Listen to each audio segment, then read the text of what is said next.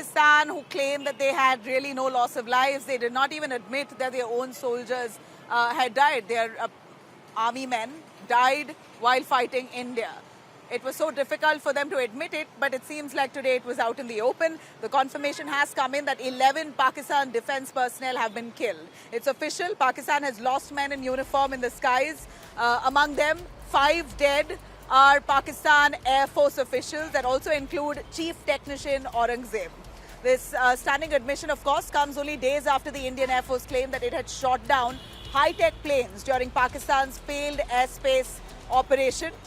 In fact, as we know here, 11 of their soldiers have died along with 40 civilians as per Pakistani Army Wing.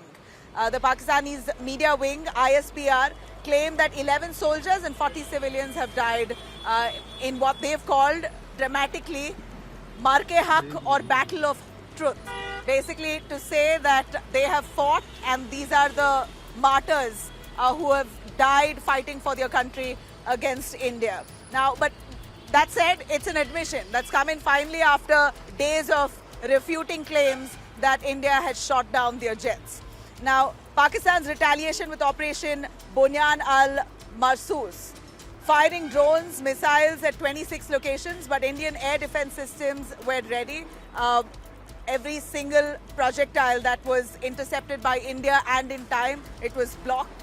Pakistan, of course, denying all of that, but here their admission that 11 of their soldiers were killed itself establishes the fact that India has fought back and with precision.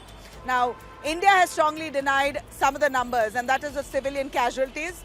Pakistan has, in fact, India has said that Pakistan did try to target some of our gurudwaras, our temples and our churches. Drones were directed towards that direction.